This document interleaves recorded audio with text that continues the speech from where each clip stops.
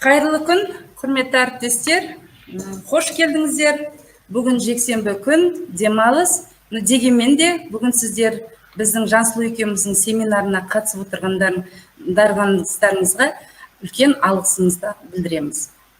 Бүгінгі вебинарға қатысатын мен Қалықұлова Жазира Өміртайымна, педагогикалық шеберлік орталығының аға менеджері және Шымкент қаласындағы нөмір 89 жалпы орта мектебінің биология пәнінің мұғалімі Ерубаева Жансұлу Нұрмахановна. Бүгінгі біздің вебинарымыздың тақырыбы қашықтан оқыту кезінде үлгерімі төмен оқушылармен жұмыс. Осыған байланысты мынандай мақсаттарды көздеп отырмыз. Үлгерімі төмен оқушылардың себептерін анықтау. Қандай себептерден пайда болды осы үлгермеушілік? Үлгерімін жақсарту бағытында жүргізілетін жұмыс түрлерімен танысасыздар. Қашықтан оқыту жағдайында мектеп мұғалімдермен ата-аналарға қолдау көрсетуге ұсыныстарды береміз. Ал енді бүгінгі вебинарымыздың өзекті мәселелердің бірі болып тұрғандықтан сіздердің зейіндеріңізді аудару үшін мына атақты суретші Федор Решетниковтың «Опять двойка» туындысын ұсынып отырмын. Суреттегі көрініс сізге қандай эмоцияларды тудырады? Осындай кезеңдер отбасыларыңызда болып тұрады ма? Балаңыз мектептен қандай көңіл күймен қарсы аласыз? Мына осындай өздеріңіздің ойларыңызды мынау чатта бөліссеңіздер, ойларыңызды айтсаңыздар. Мына суретке қарай отырып өздеріңіздің бір эмоцияларыңызды білдірсеңіздер.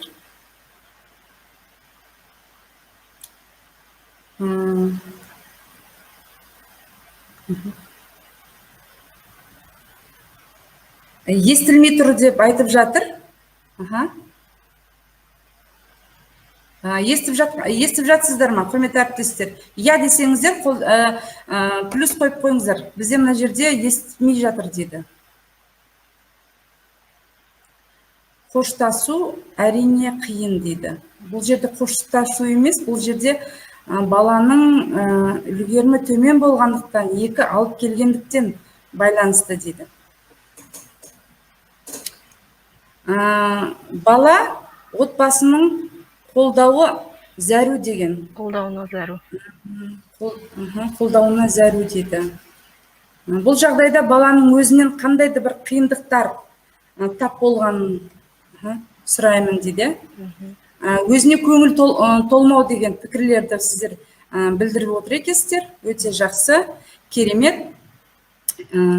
Ал енді жалпы осы үлгермеушілік қазіргі мектептің өзекті мәселелері бірі болып табылады. Үлгерімі төмен оқушылардың оқуға деген қызығушылығын арттыру, өз бетінше білім алып, жазуға, оқуға ынталандыру ол мұғалімнің алдында қойған басты міндеттердің бірі болып саналады. Мектеп оқушыларының үлгермеушілігі әрдайым бір қандайды бір себептерге байланысты болады.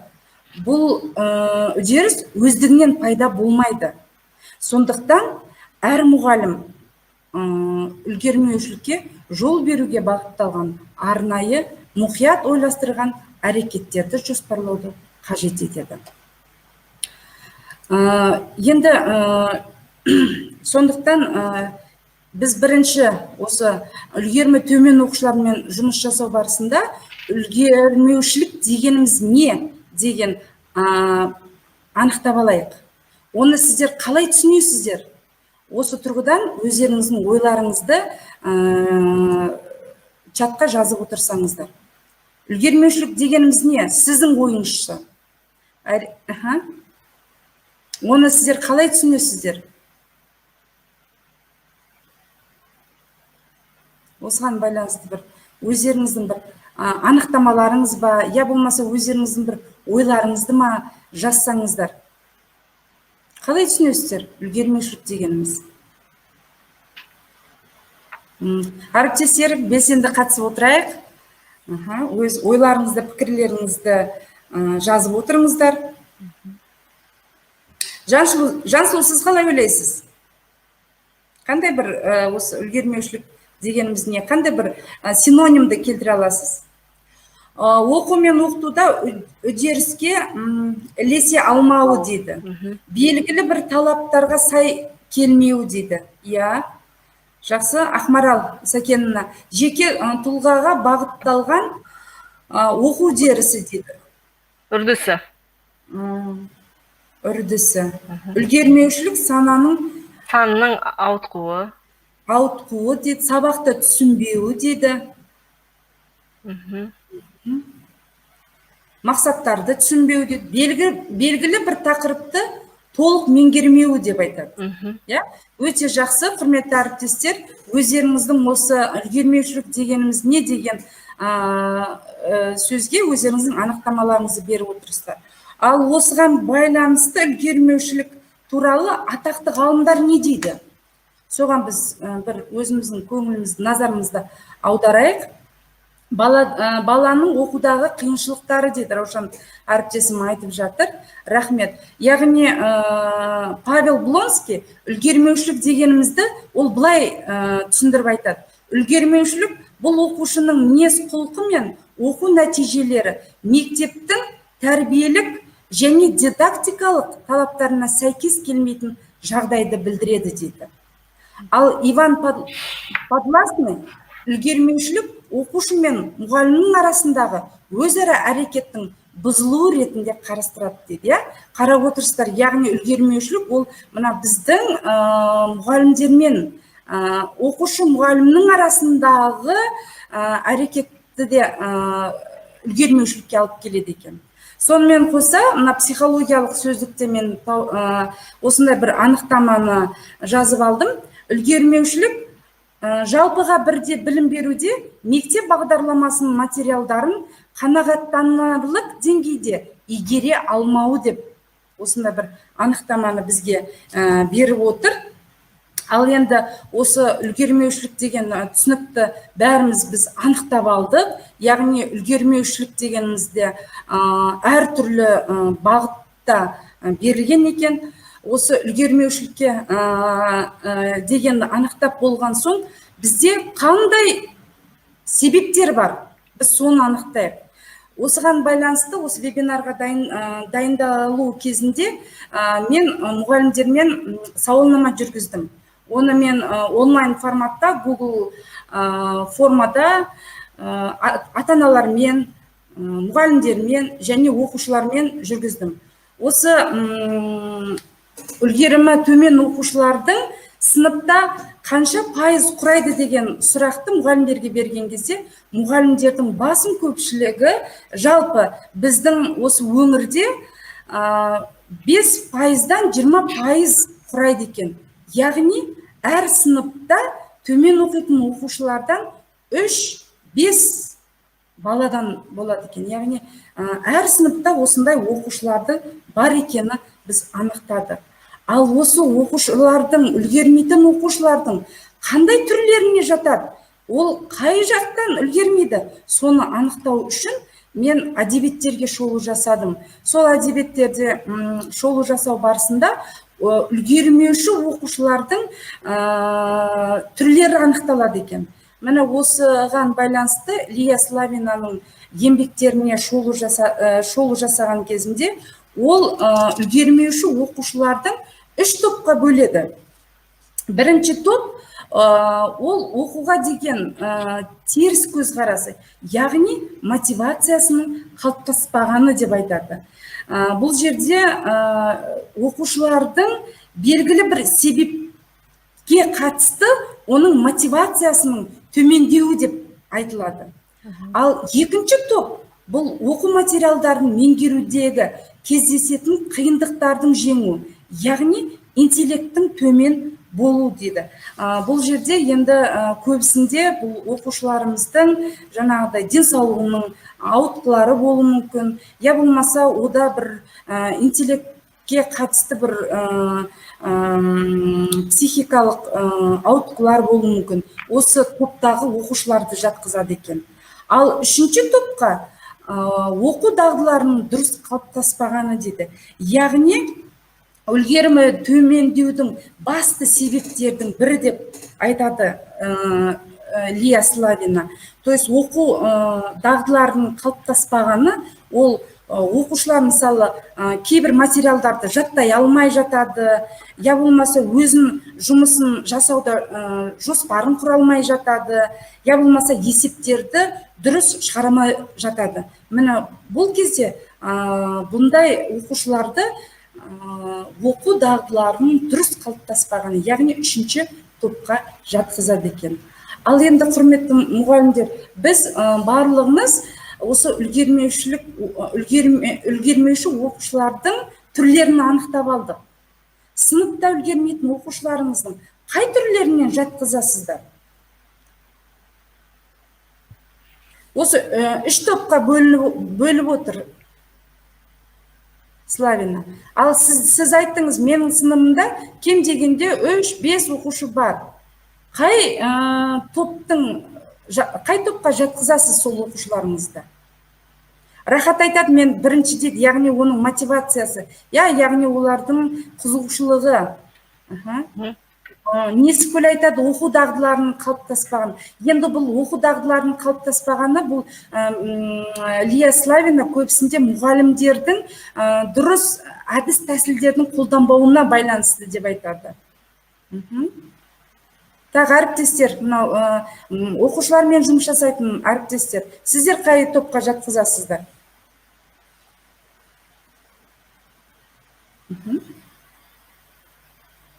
Енді біз ары қарай кете берейік. Біріншіден, яғни оқушымыздың қай түріне жататыны анықталған соң, біз міндетті түрде оның себептерін анықтау керекпіз. Осы себептерін анықтау барысында мен Бабанскийдің еңбектеріне сүйендім. Ол жерде Бабанскийдің еңбектерінде үлгермеушіліктің себеп салдарының байланыс жүйесін сипаттаған. Ол оқушылардың мүмкіндіктерін зерттеп, үлгермеушіліктің екі факторын анықтаған. Оның түсінігі бойынша дейді, оқу мүмкіндіктері дейді, бұл баланың дейді, оқу әрекетіндегі мүмкіндіктері дейді, және баланың сыртқы ықпалының ерекшеліктерімен байланыстырады. Ал мына жерде көріп отырғандай, Бабанский ішкі себептерде ол баланың денсаулығының ақауларына байланысты, интеллекттің төмен дамуына байланысты деп отыр. Оқуға деген қызығушылығының төмендігі деп айтады. Және оқушының жігерлік дағдыларының төмендігі деп байланыстырып отыр. Ал сыртқы жағдайларға ол біріншіден мына педагогикалық себептерді жатқызады. Яғни оқушыға жеке қабілетін дамытатын тәсілдердің қолданбауы дейді. Оқушыларға шамадан тыс жүктемелердің беру. Сонымен қоса, білім берудегі біздің құндылықтардың төмендеуі дейді. Мысалы, бізде көбісінде білім беруде көптеген реформаларды біз енгізетін болатын болса, ол да бір үлгермеушіліктің себептері болып табылады екен. Ал енді осыған байланысты біздің өзімізде қандай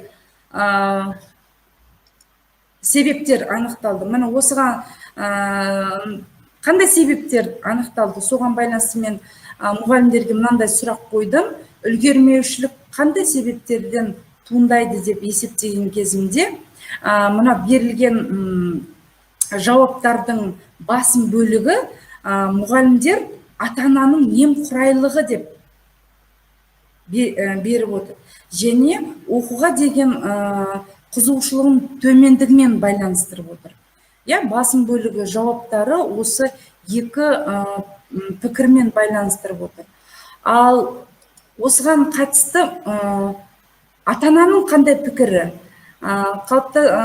Балаңыздың үлгерімі төмен болу себептері дегенде басым бөлігі ата-аналар баланың жеке қабілетін ескермеу деп білдіреді. Мұны қарап отырсыздар, бұл 170-тен астам ата-ана қатысқан, соның 47 жауаптары осы пікірге беріп отыр. Сонымен қоса олар шамадан тыс тапсырмалардың беруі деп отыр. Ол 21%-ды бізде құрап отыр.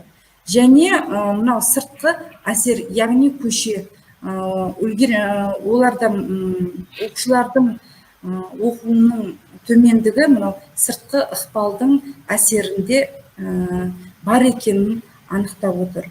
Сонымен қоса, мен тағы оқушылармен бірге жүргізген кезімде менде мынандай нәтижелер болды. Осы үлгермеушіліктің себептері оқушылардан сұраған кезде оқушылардың басым бөлігі оқу материалдардың түсінбеуімен байланыстырып отыр. Және мұғалімдердің үй тапсырмалардың көп беруімен байланыстырып отыр. Қарап отырсыздар, әртүрлі осындай себептеріміз бізде анықталды.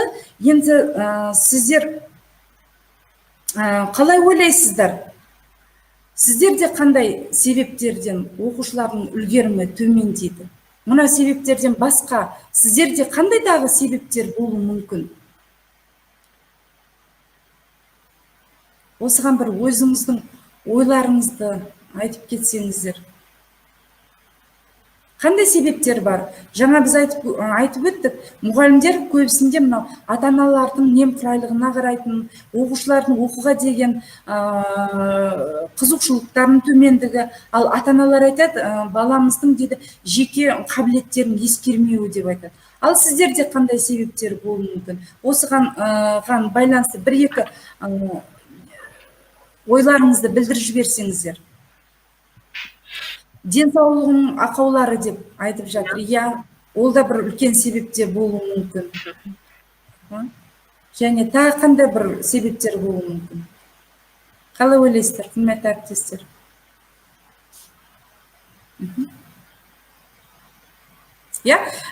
Жалпы біздің әріптестеріміз мұғалімдің тікелей бақыламаған соң немқұрайлық пайда болады дейді. Мысал, құлағы жақсы естілмейді дейді.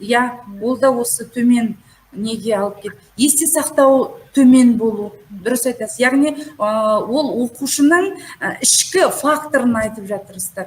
Алия әріптесім бастауыш сыныпта ата-ананың қадағаламауы дейді. Жоғары сыныпта әртүрлі жағдайлар болады дейді. То есть, мына осындай себептерді сіздер де анықтап отырыңыздар.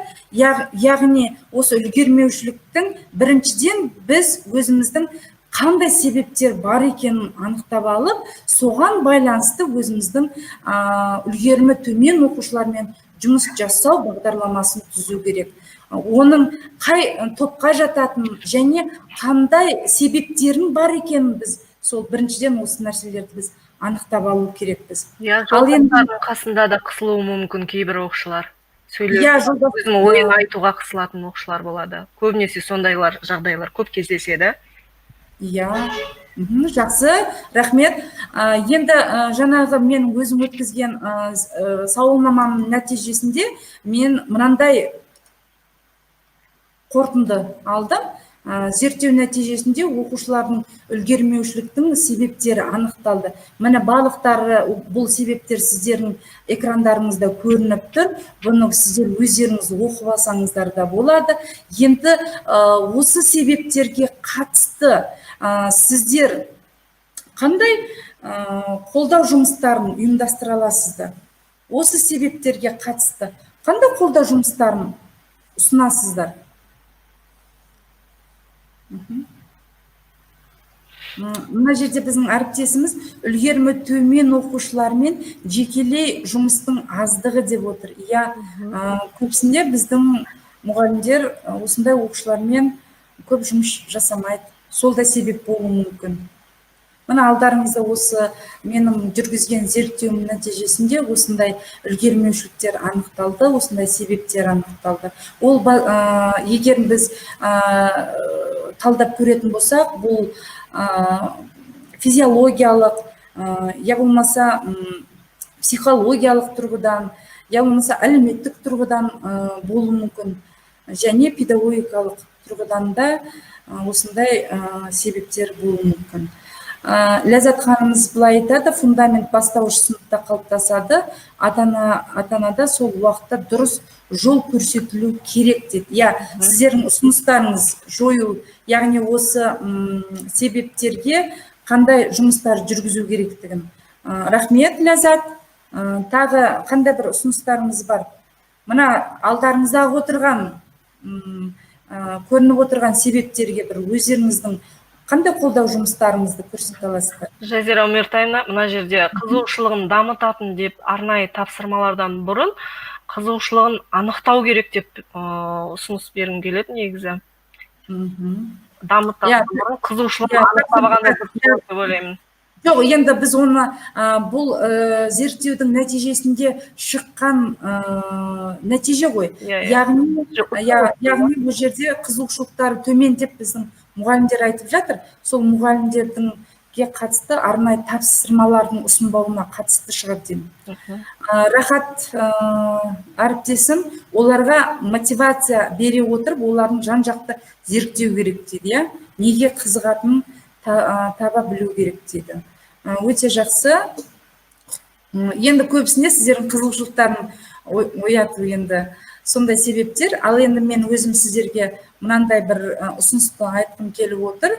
Яғни үлгерімі төмен оқушылармен жұмыс жасау барысында, яғни қазіргі осы кезде мынау қашықтан оқыту барысында мынандай жұмыстарды ұсынғым келіп отыр. Біріншіден, бұл ұсыныстардың барлығы мұғалімдерге қатысты. Себебі біздің жаңағы анықталған себептердің ішінде ол психологиялық тұрғыдан, әлеуметтік тұрғыдан сондай факторлар анықталды. Ал қазіргі менің ұсынып отырған бұл мұғалімдерге қатысты. Яғни мұғалімдер біріншіден жаңа материалдарды меңгертуде тиімді әдіс тәсілдерді қолдану керек деп ойлаймын. Себебі біз оқушылардың қабілетіне қарай жаңа материалдарды түсіндіру кезінде оларға тиімді әдіс тәсілдерді қолдану керекпіз. Тағы бір осын үлгерімі төмен оқушылармен қолдау жұмыстарын жүргізу, ол өз бетінше жұмыс істеуді ұйымдастыру. Бізде көбінде осындай оқушыларға ата-анасы да, особенно бастауыш сыныпта ата-ана, мұғалім, осындай оқушылармен көп қолдау көрсетіп жібереді. Яғни өз бетінше жұмыс жасауға мүмкіндік бермейді. Сондықтан біз осы оқушыларға қолдау көрсету барысында осындай өз бетінше жұмыс істеудің жұмыстарды ұйымдастыру керекпіз. Сонымен қоса тағы да бір ұсынатым, ол саралау тәсілдерін. Енді саралау тәсілдеріне мен тоқталмай қояйын. Бұл неге қолдау жұмыстарына байланысты менің әріптестерім көптеген вебинарлар өткізді. Сол вебинарлардан көріп отырсаңыздар болады. Ал енді тағы да бір зерттеудің нәтижесінде мынау үлгерімі төмен оқушыларға қолдау жұмыстарын жүзеге асыру барысында мен ата-аналармен бірге бір осындай сұрақ қойдым. Қашықтан оқытуда балаңыздың үлгерімін жақсарту үшін қандай жұмыс жүргізілгенін қалайсыз дегенде, көптеген біздің мұғалім ата-аналарымыз ол оқушылардың жаңағыдай қызығушылығын арттыратын тапсырмалар көбірек болса екен, олардың қабілеттерін жаңа тақырыпты түсіндіру барысында олардың қабілеттіктерін ескерсін деген осындай бір ұсыныстарды беріп отыр екен. Жеке кеңес, жеке сараланған үй тапсырмаларын берсін деп ұсынып отыр. Міне осыған байланысты бүгін менің әріптесім Жансұлу өзінің үлгерімі төмен оқушылармен қашықтан оқыту барысында қандай жұмыс жасап жатқанын тәжірибесімен бөліседі. Ал енді өзімнің мына бір жұмыстарымды қорытындылай келе, яғни біз бұл жерден үлгерімі төмен оқушылардың типтерін анықтап алдық. Ол славинаның үш типін анықтатып берді. Және қандай себептерін бар анықтадық. Яғни мына Бабанскийдің бойынша сыртқы және ішкі факторлардан болуы мүмкін деп айтады. И және біз мұғалімдердің, ата-аналардың, оқушылардың қандай себептері болатындарын біз анықтадық. Сондықтан мен енді келесі сөзімді менің әріптесім Жансұлуға беремін. Рахмет сізге, Жазира Өмертайымна.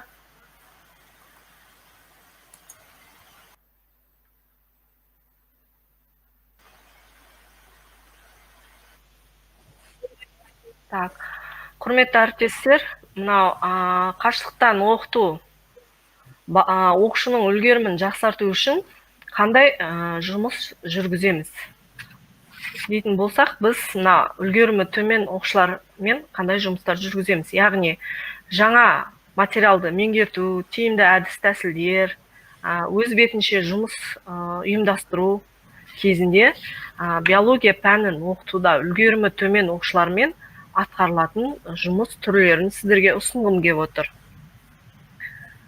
Мысалға алатын болсақ, жеке жұмыс, өзгертілген тапсырмалар оқулықтан емес, интернет желісінен іздену. Яғни тапсырмаңызды оқулықтан гөрі интернет желісінен ізденуге мүмкіндік берсеңіз. Білесіздер, біз кәдімгі өзіңіз карантин емес, кәдімгі сабақ кезінде оқушыларымыз жаңағы анықтай келе, көбінесе балдарымыз біздің телефонмен, интернет желісінде жұмыс жасағанды жақсы көретін. Енді сіздерге мына кереметтей мүмкіндік туып отыр, яғни баланың қолында телефоны тұр. Яғни мен өзім жұмысымды, қолданыстағы тәжірибемді мен кәдімгі осы WhatsApp желісінде жұмыс жасап жатырмын. Білесіз, оқушы жалпы сыныпта отырған кезде бізде мынандай бір оқушыларымыз бар. Яғни өзінің сыныптасының қасында отырып, өзінің ойын емін еркін айта алмайды. Енді тағы да сіздерге көріп отырсыздар, міне мүмкіндік туып отыр, бала өзімен өзі еркін неде отыр, үй жайында отыр, үй жағдайында отырған кезде ол өзінің ойын емін еркін жеткізуге мүмкіндік бар. Енді осылайша сіз, яғни тапсырманы өзгертулеріңізге болады. Одан бөлек, яғни баланың қызығушылығына қарай анықтап алуыңызға болады. Мысалы, үлгерімі төмен оқушымыз ол әртүрлі нәрсеге қызығады. Мысалы, кейбір балдарымыз сурет салған жақсы көреді, кейбір балдар тыңдалымды жақсы көреді, кейбір балдар яғни ойын ауызша айтқаннан гөрі жазбаша бергенді жақсы көреді. Яғни соны анықтап алып, содан ары қарай сіз тапсырма беруіңізге болады. Яғни конспект, сурет салу, модельдеу жобалары, яғни осы бізде модельдеу жобалары қосылып жатыр. Зертханалық жұмыс, слайд жасау, видео сюжет дайындау. Яғни неге қызығатына назар аудара отырып, мен жұмыстарды, яғни қиын жұмыстарды мен қарапайымға айналдыруға тырысамын, яғни қарапайымға айналдырып отырамын.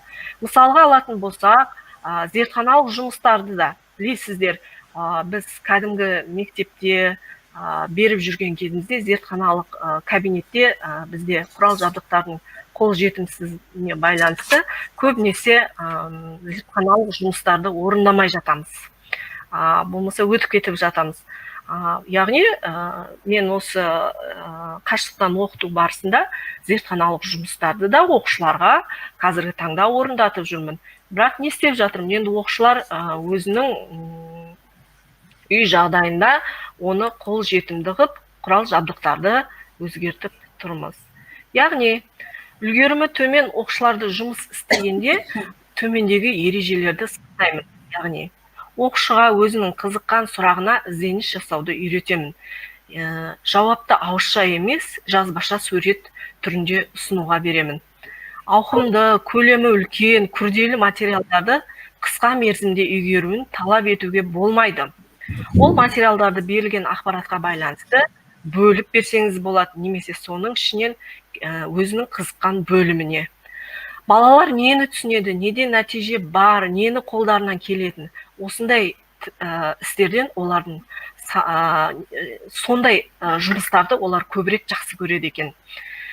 Сыныптастары мен мұғалімнің мадақтауы алғашқы жетістіктеріне жету өте маңызды. Ынталандыру арқылы оқушының өзінің күшіне, біліміне деген сенімін арттыру. Сенімін оған бақылау жазған кезде көмек етеді. Мұғалімнің шын жүректен баланың көрсеткіштеріне қуанғанын көрсету білу керек дейді. Яғни міндетті түрде бала қарапайым жұмыс көрсетсе де сізге, яғни оны мақтап, мадақтап отыруға тырысыңыз. Енді әріптестер, мына бір оқу мақсатын ұсынғым келіп отыр сіздерге. Яғни 7-ші сыныпта өсімдіктердің вегетативті көбею тәсілдерін зерттеу бойынша жұмыс мақсатымыз өсімдіктердің вегетативті көбею тәсілдерін зерттеу. Осы зертханалық жұмысты үй жағдайында оқушылар не істейсіз? Үй жағдайында қол жетімді өсімдіктер бар құрал жабдықтарды балаға нұсқаулық ретінде жазып беріп ұсынуыңыз керек. Мысалы, үй жағдайында пияз, картоп, пеларгония, қастамақ, брофилиум сияқты өсімдіктер барлығы бар. Топырағымыз бар. Яғни осы, техникалық ережелерді сақтай отырып, техникалық ережені баланың есіне сала отырып, бала өз үй жағдайында не істейді? Енді деректі нәтижелеріне келетін болсақ, мына бірінші бағанға назар аударыңыздар. Вегетативті мүшелерді ұсынып отырмын. Яғни сурет бейнесінде картоп, пияз немесе өсімдіктердің кесінділері. Енді бала осы жерден өзі таңдап, өсімдіктердің вегетативті көбею тәсілінің ерекшелігіне ол өзінің жұмысын ұсынады. Яғни ол күнделікті, мысалы, бұл жерде мына оқушымыз біздің пиязды таңдап, не істеп отыр? Горшокқа егіп, оның күнделікті өскенін анықтап, бізге слайд түрінде жұмысын жасап ұсынып отыр. Бала, көріп отырсыздар, жұмыс жоқ емес, үй жағдайында да керемет жұмыс ұсынып отыр. Мына бір оқу мақсатына назар аударсаңыздар, яғни тыныс алу реакциясының химиялық теңдеуін пайдаланып, анаэробты және аэробты тыныс алу салыстыру дейді. Яғни мақсатымыз аэробты және анаэробты тыныс алу үдерісінің арасына байланысты анықтау. Яғни болжам, егер онда болжаммен жұмыс жасайды, яғни материалдармен жұмыс жасау нұсқаулығын ұсынамын. Сол нұсқаулыққа сүйене отырып, қарапайым түрде, үйде қол жетімді түрде оңтайландырып, не істеуге болатын. Енді осы жерге мен мұғалімдерге ұсыныс бергім келіп отыр. Көбінесе қазіргі оқулықтарымыздың ішіндегі зертханалық жұмыстардың ішіне үңілетін болсақ, кейбір химиялық элементтер жазылып жатады, яғни қол жетімсіз элементтер келіп жатады, мысалы, оған мүлдем қол жеткізе алмаймыз деген сияқты нәрселер жазылып кеткен. Сонысына қарай мұғалімнің де уже істеуге әрекеті қашады, істегісі келмейді.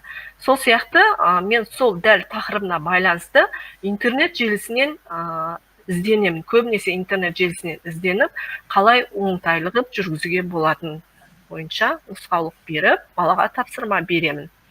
Міне байқасаңыздар, мынау баланың жұмысы. Бала, яғни 4 түрлі баклажканы алып, ішіне 4 түрлі жылы, суық, немесе ыстық температурадағы суды құйып, оларға дрожжды салады. Ашқы саңырауқұлағын салады.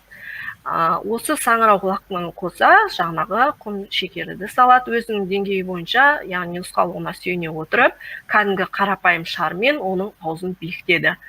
Яғни уақытқа қарап отырып, бұл жерде бізде білесіздер ашу процесі жүреді. Яғни анаэробты тыныс алу саңырауқұлақтардың тыныс алуын не істейді? Бұл жерде бала анықтап, тіршілігін басталып жатқан кезде шарымызда ауамен үрлене бастайды. Көріп отырсыздар, яғни бұл жерде оқушымыз не істеп отыр?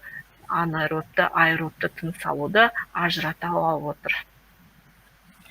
Және де мына оқу мақсаты транспирация үдері кезінде сыртқы факторларды зерттеу.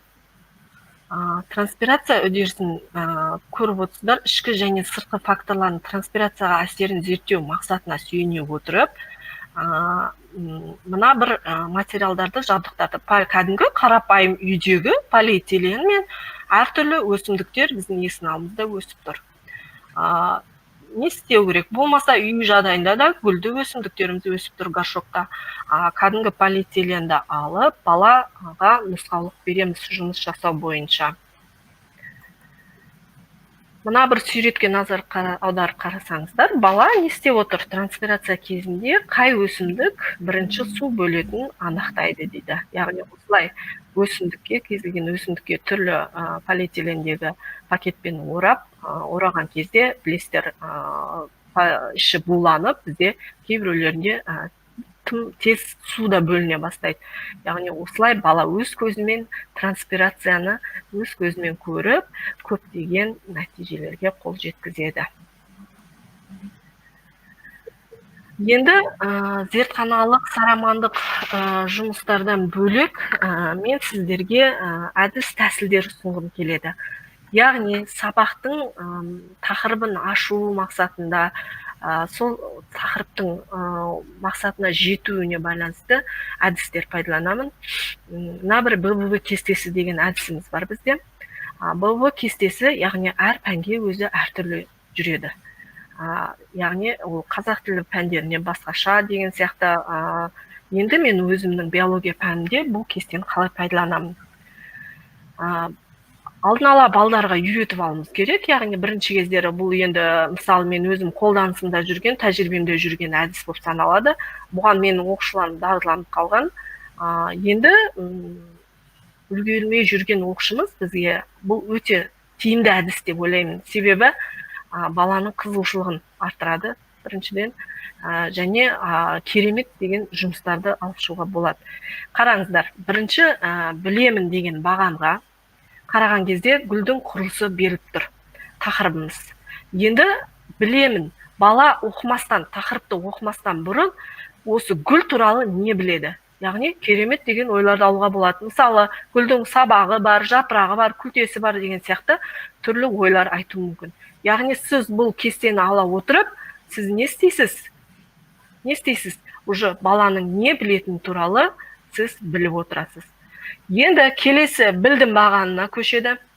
Білдім бағанына келген кезде тақырып бойынша іздену. Яғни бала тақырып бойынша іздене отырып, мына бір суретті маған ұсынып отыр. Бұл балам менің сурет салғанды жақсы көреді. Көріп отырсыздар, керемет сурет салып беріп отыр. Яғни гүлдің құрылысын, яғни гүлдің сабағы, табаны, осы суретті сала отырып, ол бала көптеген нәрсені түсінді. Енді білгім келеді бағанында не істейді? Тақырып бойынша қызыққан сұрағы. Білесіздер, көп тақырыпты түсіндіріп өткеннен кейін көп балдарымызда бізде сұрақ туындайды. Бірақ кейбір балдарымыз оны айта алса, кейбір балдарымыз оны айта алмайды, өзінің ішінде қалып кетеді. Сол себептен де ол балдарға жаздыртуға тырысамын мен өзінің ойын. Сол сияқты бұл жерде де бала не істеп жатыр, өзінің ойын жазады, яғни өзінің қызыққан сұрағы. Тақырып бойынша кез келген адамда қызыққан сұрақ болады. Мысалға, мына балада тағы қандай тозаңдану түрлері бар, гүлі жоқ өсімдіктер қалай көбейеді деген қызыққан сұрақтар пайда болады. Енді осы қызыққан сұрақты мен не істеймін? Үй жұмысы қылып оқушыға қалдырамын. Көріп отырсыздар, енді бұл жерде балаға мына тақырыпты бастан аяқ оқып шық, мына тапсырманы орындап бер деп баланы жалықтырғаннан гөрі өзінің қызыққан сұрағына үй жұмысын орындау ол өте керемет. Яғни бұл жерде сіз ғылыми жұмыс, жоба немесе шығарып алуыңызға болады екен, әріптестер. Яғни ол өзімнің тәжірибемде болып жатқан нәрсе. Мен осы білгім келеді бойынша, қызыққан сұрақтар бойынша оқушылардан керемет деген ғылыми жобаларды алып шығып жүрмін. Келесі мына бір жоба әдісіне назар аударсаңыздар, бұл да менің тәжірибемде жүрген әдіс. Жоба әдісінде тақырып беріледі, яғни менің пайымдауымша. Тақырып ДНК жайлы түсінік, яғни бұны мен модельдеуге алып отырмын. Не істейді? Бала тақырып бойынша өзінің пайымын тұжырымдау керек. тұқым қуалаушылық зат адам ағзасының барлық жерінде кездеседі, ДНК арқылы кім екенін білуге болады дейді. Көріп отырсыздар, бұл оқушының шын мәнісінде өзінің пайымдауын келтіріп отыр. Ал енді шын мәнісінде ол іздену жұмысын жүргізу керек.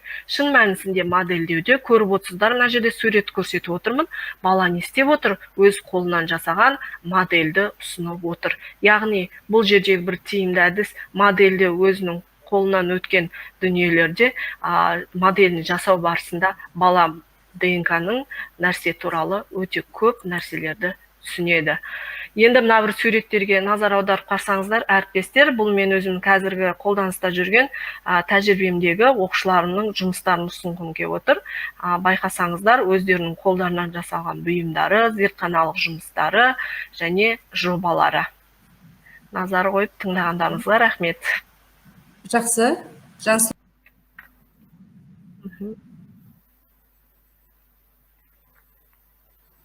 Жалғастыра береміз.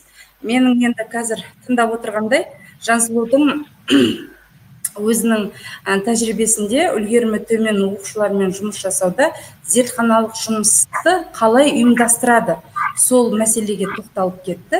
Және жаңа тақырыпты беру барысында осы оқушыларға меңгерту үшін БББ кестесімен және жоба әдісін қолданды. Рахмет, осы жердегі мұны дәлелдер ретінде ұсынып отыр оқушылардың жасаған жұмыстарын. Яғни бұл жұмыста біздің Жансұлудың көбінде оқушылардың қызығушылығын арттыратын, бағана біздің ата-аналардың қажеттіліктерін ескере отырып, біз міне осындай жұмыстарды жасап отырдық. Сонымен, құрметті әріптестер, қашықтан оқыту барысында үлгерімі төмен оқушылармен жұмыс жасауда мен сіздерге мынандай бір ұсыныстарды айтқым келеді. Біріншіден, үлгерімі төмен оқушылар үшін табысқа қол жеткізетіндей жағдай жасаңыз. Үй тапсырмаларын орындаудың арнайы жүйесін құрыңыз.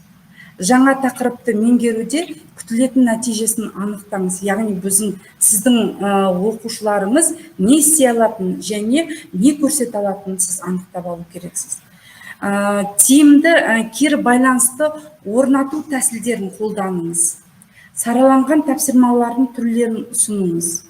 Үлгерімі төмен оқушылардың өз бетінше жұмыс істеуді ұйымдастырыңыз. Міне, мұғалімдерге осындай бір нұсқаулықты мен ұсынып отырмын.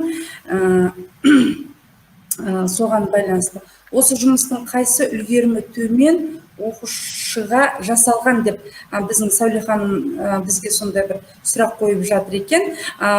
Осы жұмыстарын БББ кестесін қолдану барысында Жансұлу жаңағыдай үлгерімі төмен оқушыларға берген. БББ кестесін жаңа тақырыпты игеруде қолданған.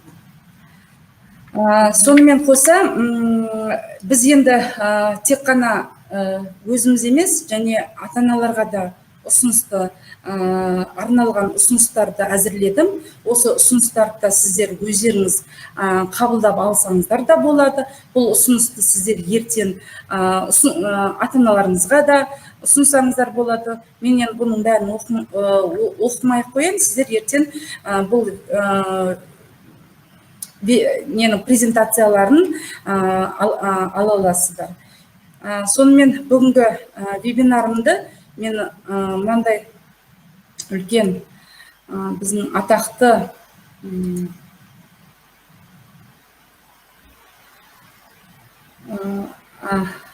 Нобель премияның ғалымы Томас Эдисонның цитатасымен аяқтағым келеді. Барлықтарыңыз білесіздер, Томас Эдисон өзінің кішкентай кезінде, яғни мектепте оқып жүргенде, ол да төмен оқитын оқушылардың бірі болған. Дегенмен де оның анасының арқасынан осындай үлкен ғалым болды, атақты адам болды.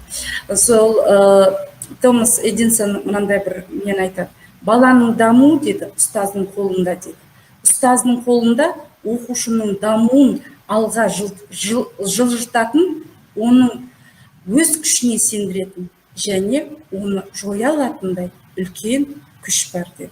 Міне сондықтан құрметті әріптестер, бүгінгі біздің вебинарымыздың негізгі мақсаты осы үлгерімі төмен оқушылардың қандай себептер, жалпы қандай себептерден олар сабақтардан үлгермейтін, сол туралы сіздермен бүгін талқыладық. Мен ойлаймын, бұл тек қана бір ғана емес, менің өзімнің алдағы жоспарымда осы үлгерімі төмен оқушылармен қалай жұмыс жасау керек, олардың әр қайсына қандай тәсілдерді қолдану керек. Жаңа Славинаның айтқан бойынша, сол оқушылардағы, топтағы оқушыларға арнайы тапсырмаларды қалай әзірлеу керек екені менің болашақтағы вебинарларымда көре аласыздар деп ойлаймын. Тыңдап отырғандарыңызға рахмет. Және тағы осы менің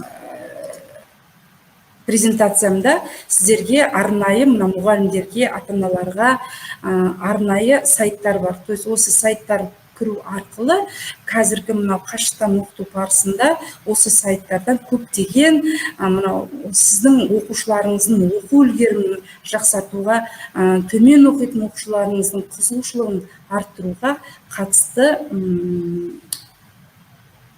сайттар бар.